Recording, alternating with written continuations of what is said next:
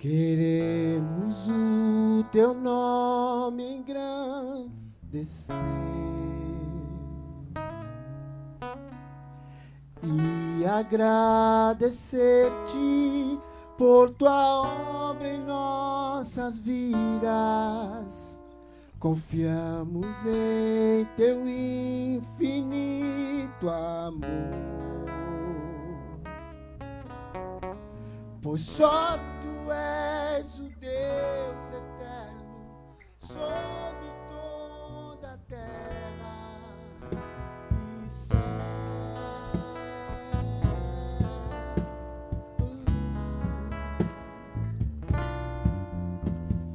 Grande é o Senhor e muito digno de louvor. Na cidade do nosso Deus, o santo monte, a alegria de toda a terra.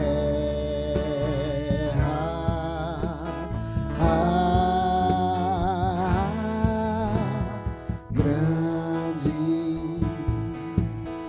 é o Senhor em quem nós temos a vitória, que nos ajuda contra o inimigo. Por isso diante dele nos prostramos.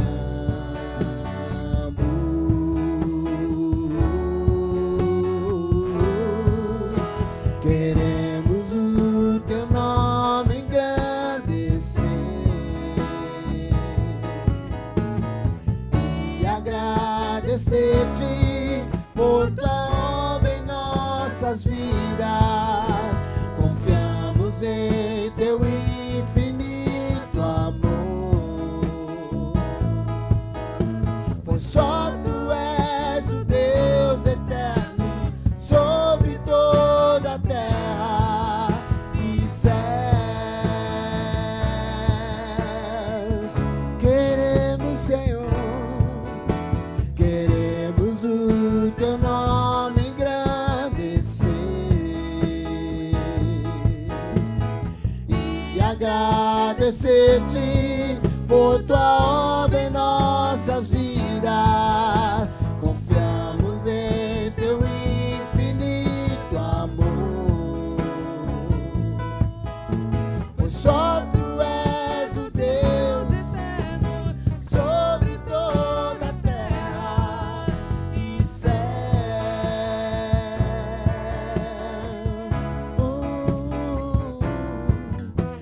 E céu.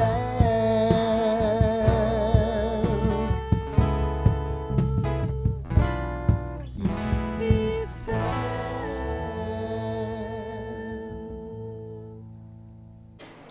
Graça e paz, amada Igreja Batista, a nossa grande família, a nossa comunidade de fé. Neste exato momento, simultaneamente, nós estamos tendo celebração presencial em nosso templo.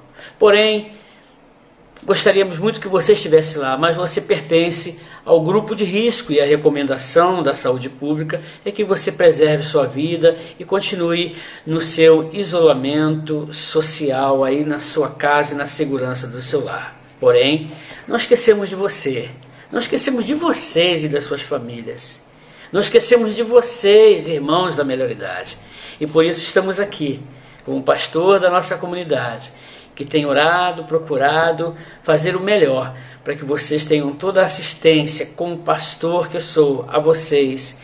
Tem tido também a alimentação dos céus, o pão dos céus para alimentar a sua alma. Chegamos hoje mais uma vez através do YouTube e do Facebook na nossa programação aqui do culto virtual, mas o culto real, porque Deus está aqui falando ao meu coração e com certeza falará ao seu coração também.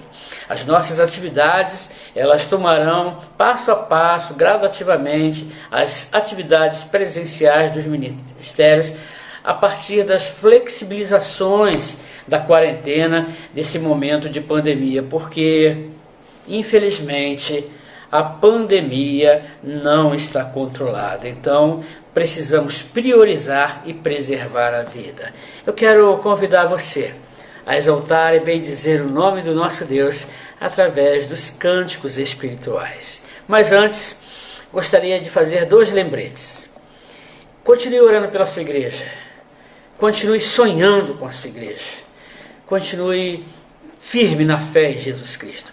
E o segundo anúncio é que você não deixe de contribuir, não deixe de participar desta grande obra que é o projeto de Deus chamado Igreja, porque através dela muitas pessoas são alcançadas e apresentadas as boas novas, o Evangelho de Cristo. E você foi convidado, e você tem esse privilégio de ser um colaborador, um cooperador da obra de Deus. Seja fiel, seja generoso, seja alguém que tenha o grande privilégio de contribuir através das suas ofertas e através dos seus dízimos.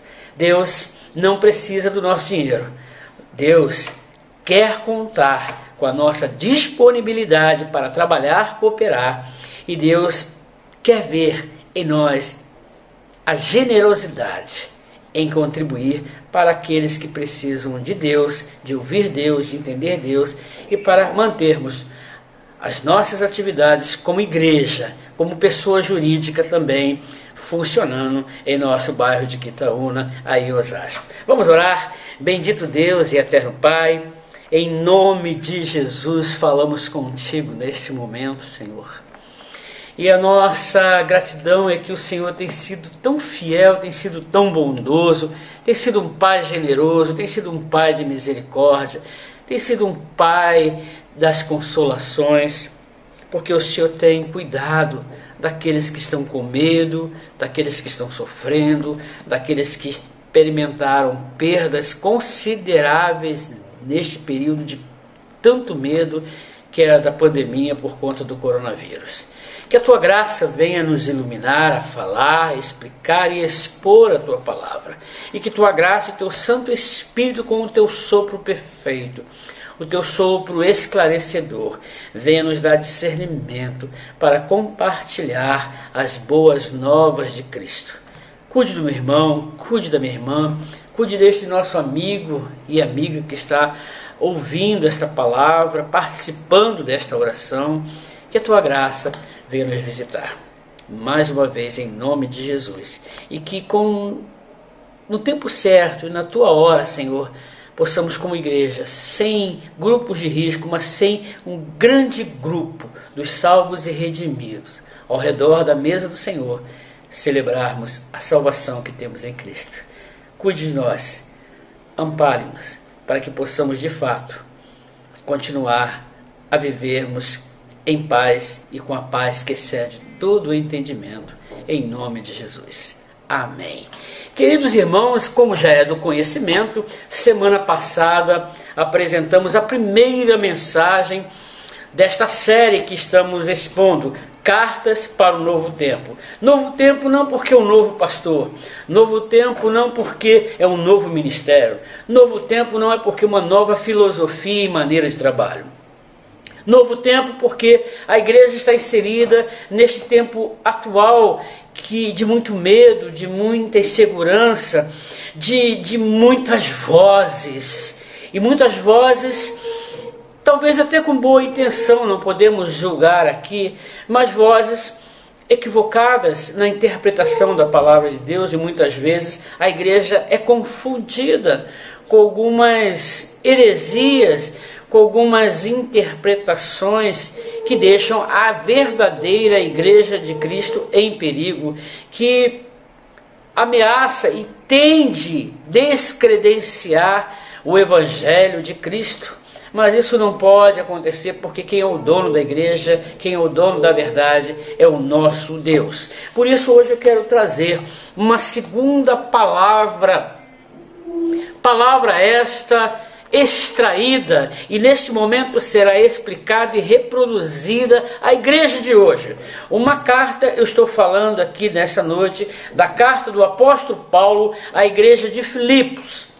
Essa carta ela é muito interessante porque Paulo nela, ele na sua fala, na maneira que ele redige ou na maneira que ele cita para alguém escrever, fazer os apontamentos e as anotações, é possível ver claramente o carinho que o apóstolo Paulo tinha para com essa igreja. Se eu perguntasse, pudesse ter a condição de perguntar ao apóstolo Paulo qual a igreja que enche o seu coração de alegria, à luz do que está exposto nessa carta, com certeza eu posso afirmar isso com muita convicção à luz da minha interpretação. Ele iria dizer: eu gosto e tenho muitas saudades da igreja dos meus irmãos filipenses. E ele iria dizer: eu lembro com muita clareza quando eu recebi uma revelação de Deus para não ir para a Ásia, mas a voz me dizia: passe a Macedônia e ajude-nos. E assim Deus mudou todos os meus planos anteriores de ir para a província da Ásia, mas o Espírito de Jesus, me impediu, diria Paulo, e me fez ver uma visão, enxergar uma visão onde um homem em pé dizia: passe a Macedônia e ajuda-nos. E assim obedecemos, entendemos que foi a voz, o sopro do Espírito através da pessoa do nosso Senhor Jesus Cristo. E eu, assim com meu companheiro Timóteo, chegamos a Neápolis. E dali partimos para Filipos, na Macedônia, conforme a orientação do sonho que recebi, dizendo ainda o apóstolo Paulo. E ele iria dizer: quando estava procurando lugar à beira do rio, encontramos um grupo de mulheres dali daquela região, e encontrei Lídia, uma empresária bem-sucedida, negociante, fabricante de tecido púrpura. E ali ela já era uma mulher temente a Deus, mas apresentamos o fiel evangelho e ela entregou a sua vida a Cristo. E a igreja de Filipos começou ali, na casa de Lídia, a comerciante, fabricante de um tecido muito fino, de um tecido muito nobre, que era vendido para as damas, as famílias bem financeiramente e economicamente. E Paulo com certeza iria falar que é esta igreja de Filipos, a igreja do seu coração. E hoje eu quero falar com você e para você daquilo que Deus falou ao nosso coração. Eu quero falar sobre essa relação que o apóstolo Paulo teve com Filipos. E Paulo, na cadeia, na sua primeira prisão ali em Roma, ele recebe algumas notícias também desta igreja, mas essas notícias foram dadas e oferecidas por Epafrodito. Este homem foi um mensageiro que levou uma oferta substancial para o sustento do apóstolo Paulo, pois o apóstolo Paulo, segundo a própria carta dele, passava por muitas tribulações, mas nenhuma igreja se predispôs a ajudar, a dar e receber, mas somente Filipos, ou melhor, a igreja dos filipenses, da cidade de Filipos, manifestou generosidade. Isso cativou muito o coração do apóstolo Paulo. E ele começa a redigir, escrever a sua carta. Por isso, abre aí comigo a Bíblia no capítulo 1 de Filipenses. A nossa mensagem, ela discorre no teor de todo o conteúdo da carta. E eu irei salientar, irei apontar alguns pontos que o Espírito Santo com certeza esclareceu o meu coração para expor para vocês entenderem, compreenderem e decidirem colocar em prática, porque a minha obrigação é expor, reproduzir aquilo que o sopro do Espírito falou ao nosso coração, à nossa mente, para que eu pudesse nesse momento compartilhar. Após ouvir, tome a decisão de obedecer. Vamos lá? Olha o que diz o apóstolo Paulo no início de sua carta, essa igreja do seu coração, essa carta que é conhecida pelos teólogos como a carta da alegria, a carta do júbilo, a carta de uma relação íntima de seu pastor, no caso aqui Paulo, com a sua igreja. Vamos lá, capítulo 1 diz assim: Paulo e Timóteo, porque Paulo e Timóteo estavam presos ali em Roma. Paulo e Timóteo, servos do Senhor Jesus Cristo, a todos os santos em Cristo Jesus que estão em Filipos, com os bispos e diáconos. A vocês graça e paz da parte de Deus, nosso Pai e Senhor Jesus Cristo. Agradeço a meu Deus toda vez que me lembro de vocês. Em todas as minhas orações, diz o apóstolo Paulo, em todas as minhas orações em favor de vocês, sempre oro com alegria por causa da cooperação que vocês têm dado ao Evangelho desde o primeiro dia até agora. Estou convencido de que aquele que começou boa obra em vocês vai completá-la até o dia de Jesus Cristo. É justo que eu assim me sinta a respeito de vocês, uma vez que os tenho em meu coração, pois quer nas correntes, quer me prendem, quer defendendo e confirmando o Evangelho, todos vocês participam comigo da graça de Deus. Deus é a minha testemunha, desde como tenho saudade de vocês com a profunda eleição de Cristo Jesus. Esta é a minha oração, que o amor de vocês aumente cada vez mais em conhecimento e em toda percepção para discernir o que é melhor, a fim de serem puros e irrepreensíveis até o dia de Cristo, cheios, repletos do fruto da justiça, fruto que vem por meio de Jesus Cristo para a glória e louvor de Deus. Amém. Essa carta, primeira pergunta que temos que fazer: ela foi destinada a quem? Está muito claro que foi destinada à igreja de Filipos. Aí você vai me perguntar, então essa carta não é para a igreja atual? Não, claro que sim. É para você. Vou explicar e vou dizer e vou afirmar e vou confirmar por quê. Porque a palavra de Deus aqui no iniciozinho da carta diz assim: Paulo e Timóteo. Quem está escrevendo é Paulo e Timóteo. Paulo e Timóteo, servos do Senhor Jesus Cristo, a todos os santos em Jesus que estão em Filipos. Ok, mas a palavra servos aqui, ela no contexto do apóstolo Paulo e na antiga civilização, a palavra escravo aqui, ela pode ser definida de 4 maneiras.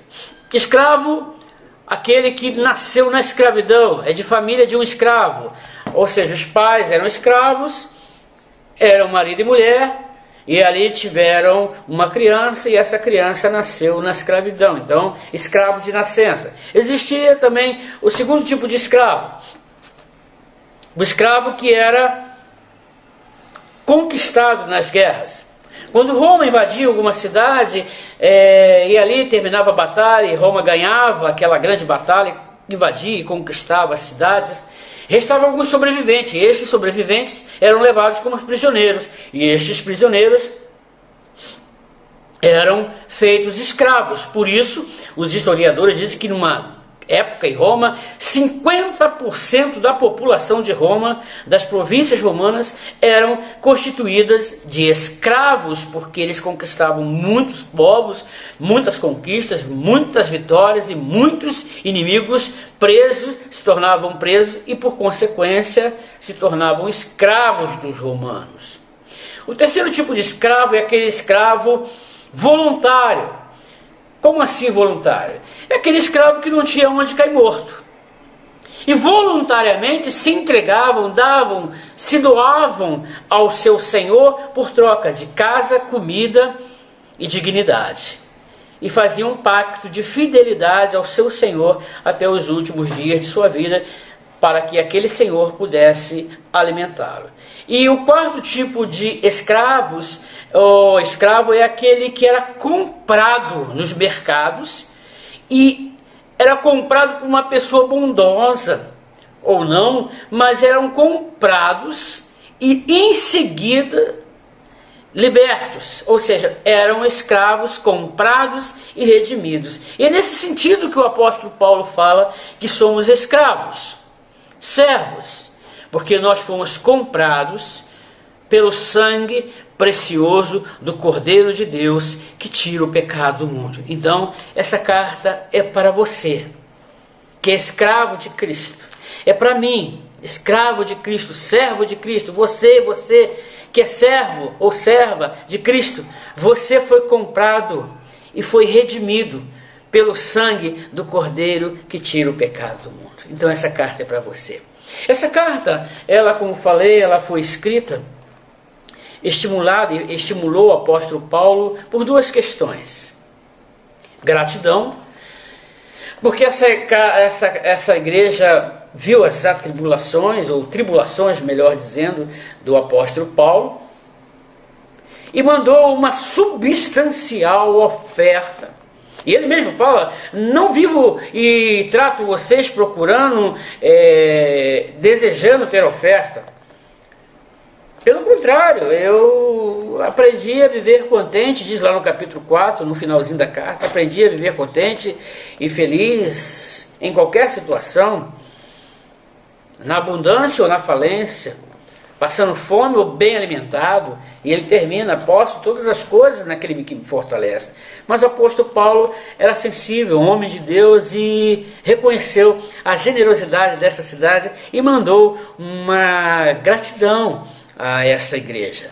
O segundo estímulo para ele escrever essa carta foi o seu instinto, o seu dom, a sua vocação pastoral de cuidar e zelar e manter a ordem na igreja de Cristo. O segundo estímulo é porque aquela igreja sofria uma ameaça muito grande de problemas internos e externos. O problema externo era uma heresia doutrinária que estava adentrando no costume, no ambiente, na crença espiritual daquela igreja, que eram os hereges, ou uma heresia que estava sendo produzida aquela igreja, uma ameaça, um perigo de falsos mestres, aqui no caso os judaizantes, que pregavam perfeccionismo para ter o amor, a graça e o perdão de Deus. E o segundo estímulo, a intenção, o que fez Paulo escrever essa carta, foi problemas de relacionamento. No mesmo capítulo 4 de Filipenses, Paulo diz isso, que existiam duas irmãs que são líderes da igreja e que começaram a grande obra do apóstolo Paulo ali naquele período que passou em Filipos. E eram mulheres carismáticas, eram mulheres filhas de Deus, tinham unção do Espírito Santo, porém estavam divorciadas na sua relação cristã. Não se conversava. O apóstolo Paulo pede para que alguém marcasse um café, um chá ou um encontro das senhoras, para que essas duas irmãs tão importantes para o ministério da igreja pudessem se reconciliar. Porque eu quero nesta noite falar sobre esta carta, e hoje uma carta para o novo tempo, para hoje uma igreja que está inserida no novo tempo. Sabe por que, irmão, nasceu essa preocupação no meu coração em compartilhar essa palavra?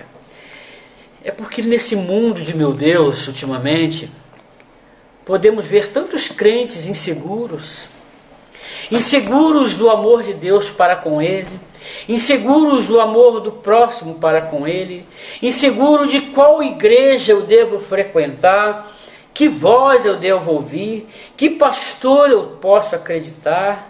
Porque todos dizem tantas coisas. Então esse mundo gospel, evangelication, de chavões espirituais, de chavões que parecem papagaios espirituais, repetindo coisas sem fundamento bíblico. Isso tem produzido insegurança. Mas o apóstolo Paulo tinha essa convicção que essa igreja era uma igreja de Deus, uma igreja cristocêntrica, pelos frutos e pelas manifestações de amor e pelo ambiente de alegria que essa igreja promovia ao coração do apóstolo Paulo. Por isso ele fala aqui no verso 6 do capítulo 1, estou convicto. Estou convencido, nada me tira da cabeça, diz o apóstolo Paulo. Estou convencido que aquele, quem Deus, o Espírito Santo, que começou a boa obra nessa igreja, a boa obra em cada crente, a boa obra em cada discípulo, discípulo de Cristo, a boa obra em vocês, vai completá-la até o dia de Cristo Jesus. Paulo tinha convicção que esta igreja é uma igreja que, se alguém perguntasse assim a você, qual igreja que você me recomenda? Qual igreja que eu devo levar os meus filhos? Qual igreja que eu devo levar a minha esposa que não conhece a Cristo? Qual igreja que eu devo levar o meu esposo que ainda não teve encontro com Cristo? Qual igreja onde prega a palavra de Deus, onde o pastor não é Deus, o pastor é servo, como todos nós, onde todos são vistos de forma igual? Não existe o outro, existe o nós. Qual igreja que você me recomendaria? Com certeza alguém ia dizer, frequente a igreja dos Filipenses. Porque essa igreja é uma usina de alegria. Não que seja perfeita, porque não existe igreja perfeita. E com certeza alguém ia recomendar essa igreja, porque ela produzia segurança. Eu quero falar sobre esse tema. Uma igreja segura. Uma igreja que foi sendo construída pelo poder do Espírito Santo.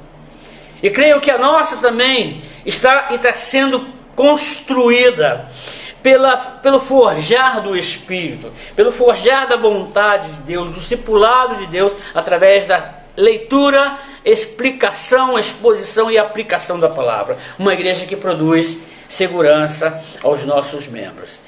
E esse tema segurança, ele é bem apropriado para os tempos de hoje, onde muitas pessoas estão inseguras do que pode acontecer no mundo, no planeta, pós-pandemia. Uma coisa é certa: os homens sem Deus continuam a mesma coisa. Não há vírus no mundo, não há medo no mundo, ameaça no mundo, que muda o coração de quem não tem Deus. Então o mundo continuará cheio de maldades, cheio de armadilhas. Mas o mundo precisa de igrejas que produzem segurança. E uma igreja que produz segurança é uma igreja onde o Espírito Santo começa a fazer a boa obra em cada crente, a partir de mim, a partir de você, e espalharmos essa boa obra através das nossas vidas. Porque a maior mensagem da Igreja de Cristo são as transformações que o mundo, a tua família, o teu cônjuge, os teus filhos, veem em você. Uma igreja sendo construída pelo poder forjador de Deus.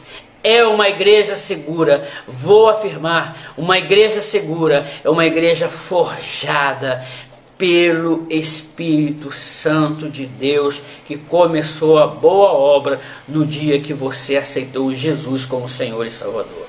Vejamos então, amados irmãos, sinais da boa obra iniciada numa igreja que produz e promove segurança. Primeiro, é uma igreja que produz alegria na vida daqueles que por ela passam.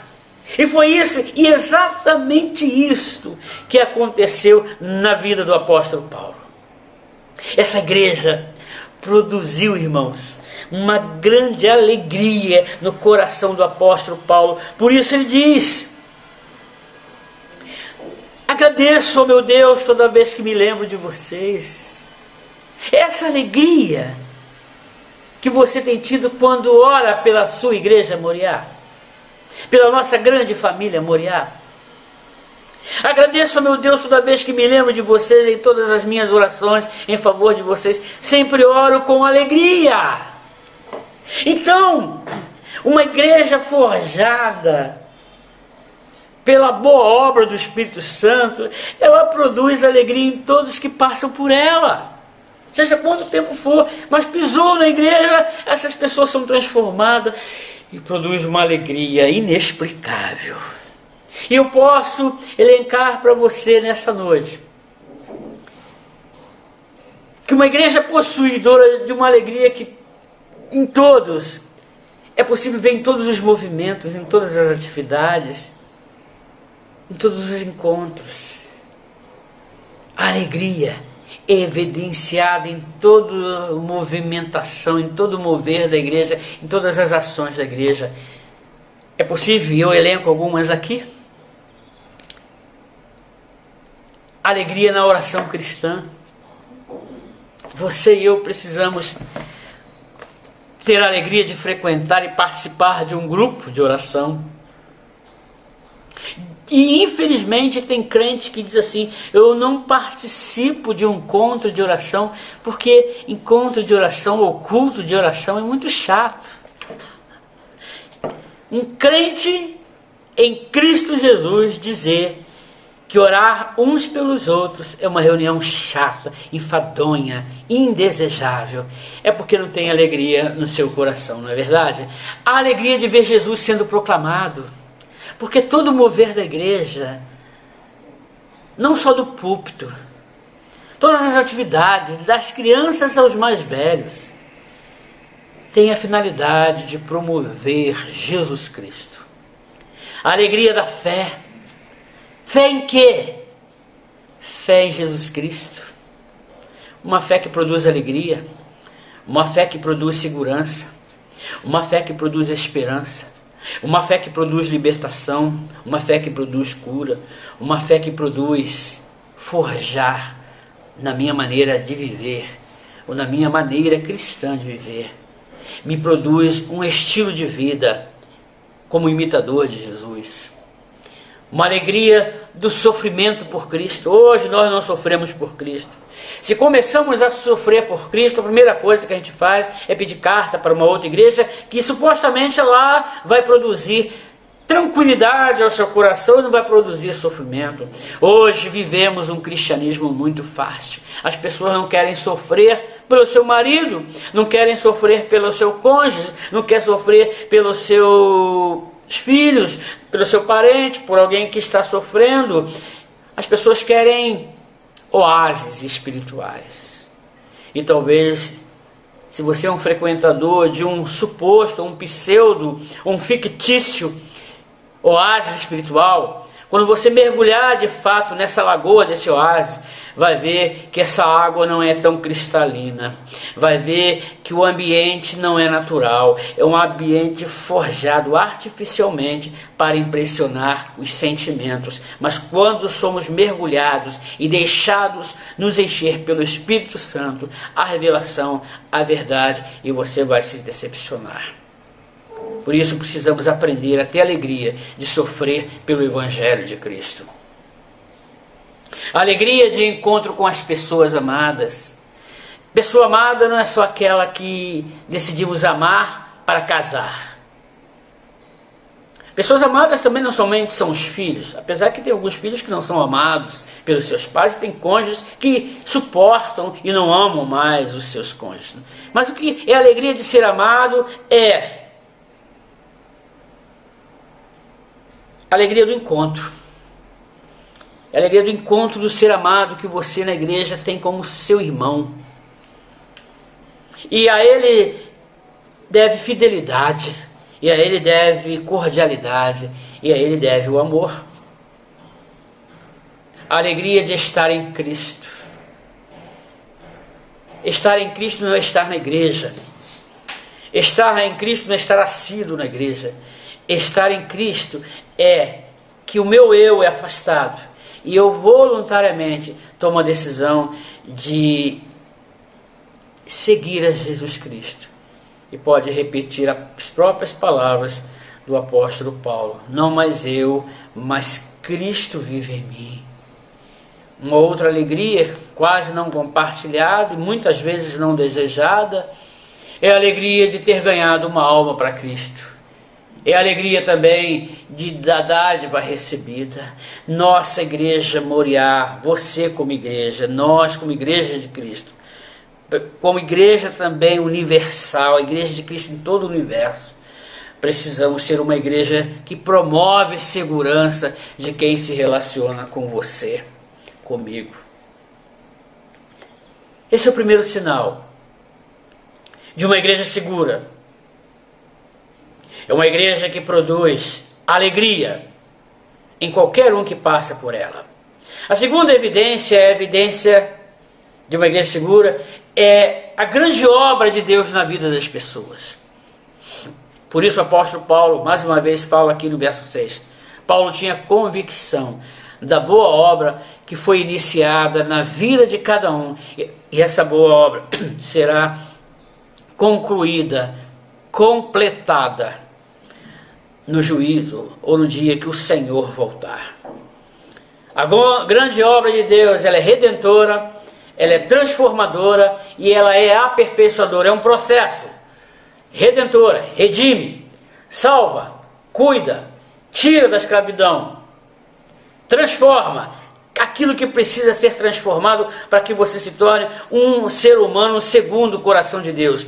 E a ideia de um ser humano segundo o coração de Deus está na figura de Jesus. Quer agradar o coração de Deus? Imita Jesus. É uma obra de transformação. E é uma obra de contínuo aperfeiçoamento. E isso é muito fácil e claro ver quando nós produzimos o fruto do Espírito, o fruto do Espírito Santo. Um grande historiador e teólogo, ele conta e faz uma aplicação sobre os frutos do Espírito. Ele diz que nós somos comparados a uma árvore que produz fruto, uma árvore frutífera, mas não como uma árvore de Natal. Ele diz assim: o crente é comparado com uma árvore verdadeira, uma árvore que produz fruto, não a uma árvore de Natal, onde os enfeites são pendurados e amarrados. Quando você vê uma árvore de Natal, você vê que ela é linda, bonita e viçosa. Mas se você chegar próximo, vai ver que tudo que enfeita e deixa aquela árvore bonita são enfeites artificiais, enfeites colocados ali. Mas nós não.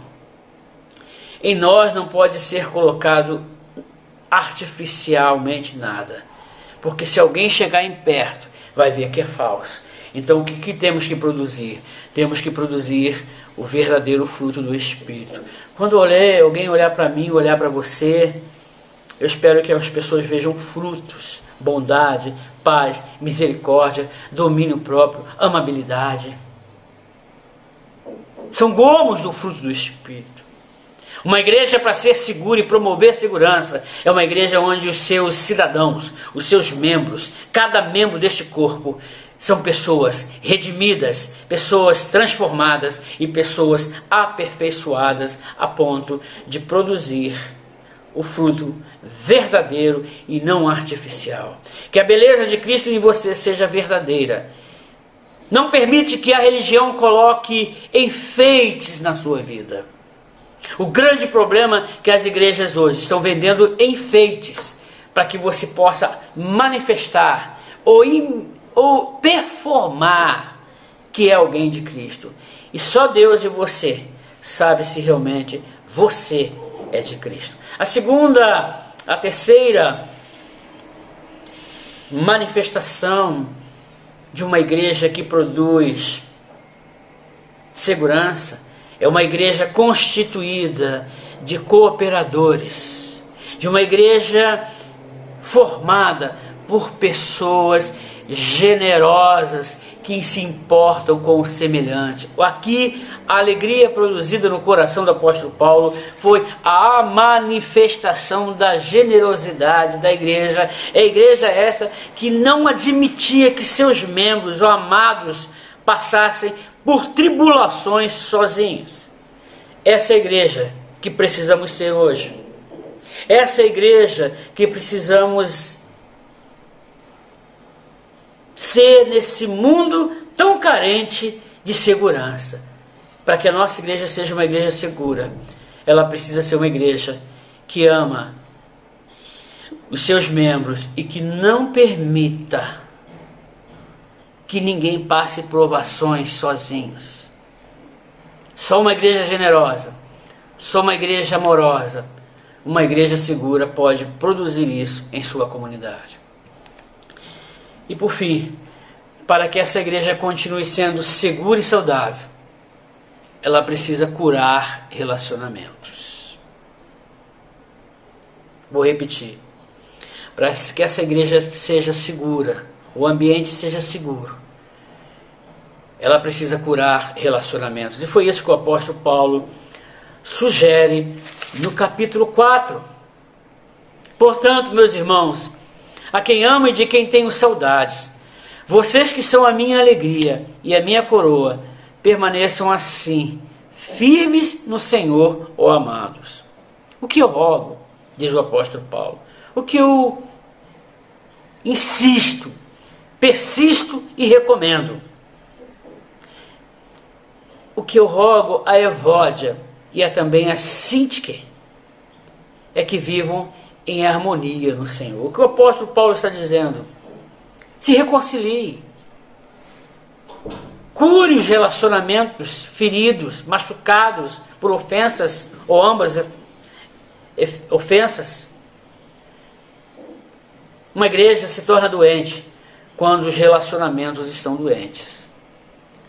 Eu tenho insistido muito nisso, porque o que eu tenho visto nesses quase 25 anos de vida ministerial, que as pessoas preferem trocar de igreja, sair machucada, sair ferida, sair com a sua ferida exposta, e todo mundo vê essa ferida porque ele saiu, do que ter coragem de pedir perdão, ter coragem de perdoar. Talvez seja esse, ou essa grande explicação, porque muitas igrejas são inseguras. É porque os relacionamentos são inseguros. São relacionamentos onde as pessoas, ao invés de construir pontes, constroem vales, cada vez mais longos, mais profundos, quase impossibilitado de se reunir. Nós fomos chamados e somos ungidos pelo Espírito Santo para produzir pontes nos relacionamentos. Seja um construtor de pontes em seus relacionamentos. Uma igreja, para continuar segura e saudável, ela precisa praticar a obediência em qualquer situação e circunstância. Por isso, Paulo, didaticamente, sutilmente, diz assim, no verso 12 e 16 do capítulo 2. Assim, meus amados, como sempre vocês obedeceram, o apóstolo Paulo está dizendo, como sempre vocês obedeceram na minha frente, quando eu estava presente. Assim, meus amados, como sempre vocês obedeceram, não apenas na minha presença, porém muito mais agora na minha ausência. Ponha em ação a salvação de vocês com temor e tremor, pois é Deus que efetua em vocês tanto querer quanto realizar de acordo com a bondade dele. Façam tudo sem queixas nem discussões, para que venham a tornar-se puros e irrepreensíveis filhos de Deus, inculpáveis no meio de uma geração corrompida e depravada, na qual vocês brilham como estrelas no universo, retendo firmemente a palavra da vida. Assim, no dia de Cristo, eu me orgulharei de não ter corrido, nem me esforçado inutilmente. O que o apóstolo Paulo sonha em ver é que essas pessoas que decidiram obedecer a Jesus Cristo, que não obedecessem somente na presença do seu líder, mas obedecessem a Deus em todo o seu mover, em todas as suas ações. Por isso, uma igreja saudável não precisa de vigia, não precisa de pessoas escondidas para verificar se alguém está obedecendo ou não. Uma igreja saudável, uma igreja segura, não se expõe a ninguém, mas tem a convicção que se expõe diante de Deus. Por isso a minha oração é que a nossa igreja, neste novo tempo, ao relermos a carta do apóstolo Paulo de uma forma contemporânea, com as nossas realidades, com as nossas demandas, com todas as dificuldades e desafios que enfrentamos, que essa carta, eu recomendo que você leia ela, os 4 capítulos, durante a semana, após essa celebração. Que esta carta venha fazer da nossa igreja, venha fazer de você um crente seguro. E sendo um crente seguro, nós iremos juntar as nossas forças, seremos um corpo. E essa igreja, no amor de Cristo e em unidade com Cristo, seremos de fato mais que vencedores. Nada pode desvincular esse vínculo da paz que está entre nós, irmãos. Infelizmente, a igreja é um corte da sociedade, é um fragmento da sociedade, é uma amostra da sociedade, pois tudo que infelizmente tem no mundo, tem na sociedade, com certeza tem na igreja. Por isso o próprio Cristo diz que existe joio e trigo, e que você tenha discernimento de quem é joio, de quem tem prejudicado a saúde fraternal, a saúde, a estabilidade da igreja. E ore por essa pessoa que você conhece, que tem muitas vezes produzido e promovido e manifestado rebeldia em obediência a Deus. A minha oração é que você seja fiel a Deus, porque sendo fiel a Deus, será fiel à igreja, será fiel à sua liderança, aos seus líderes, aqueles que amam você, que zelam por você, que oram por você, que cuidam de você. Que a nossa igreja seja uma igreja lúcida, mas uma igreja também segura e que promove segurança. Receba essa palavra do Senhor, receba essa palavra do coração de Deus ao seu coração. Seja você um promotor da paz, seja você um promotor da mensagem do Evangelho. Vamos orar. Bendito Deus, eterno Pai, em nome de Cristo é que confiamos as nossas vidas ao teu cuidado, e que o Senhor, bom Pai, venha falar de forma muito tremenda aos nossos corações, continuamente. E que esta palavra de hoje, Senhor, ao chegar aos ouvidos, mente e coração dos teus servos, venha impactá-los. Não a voz do Marcos, mas a voz do Espírito, através dessa palavra. Venha impactar vidas, transformar vidas, redimir vidas, aperfeiçoar e forjar caráteres. Que tua graça capacite a tua igreja, e que sua igreja seja um porto seguro nesse mundo de tanta insegurança. E que a graça do nosso Senhor Jesus Cristo, o amor de Deus Pai, a comunhão e consolações do Santo Espírito, Deus, repouse sobre a vida de cada um de nós e nos habilite a cada dia a sermos uma igreja que promove segurança. Em nome de Jesus. Amém. Vamos engrandecer o nome do nosso Deus. Vamos cantar um hino de louvor ao nosso Deus nesse momento. Se declare a Ele, se derrame no seu altar e cante um canto de louvor. Um hino de louvor ao Senhor. O povo santo está fluindo de adoração. Um hino de louvor ao Senhor, profetizando uma nova criação. Louvai desde os céus, astros e estrelas, aquele que tudo formou.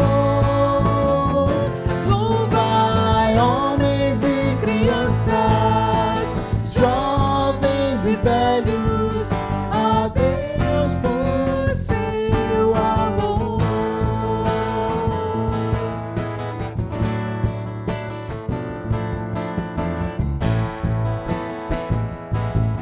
Vamos cantar um canto de louvor ao Senhor. Um canto de louvor ao Senhor. Um povo santo está fluindo em adoração. Um canto de louvor ao Senhor, profetizando uma nova criação. Cantai desde os céus, astros e estrelas, daquele que tudo formou.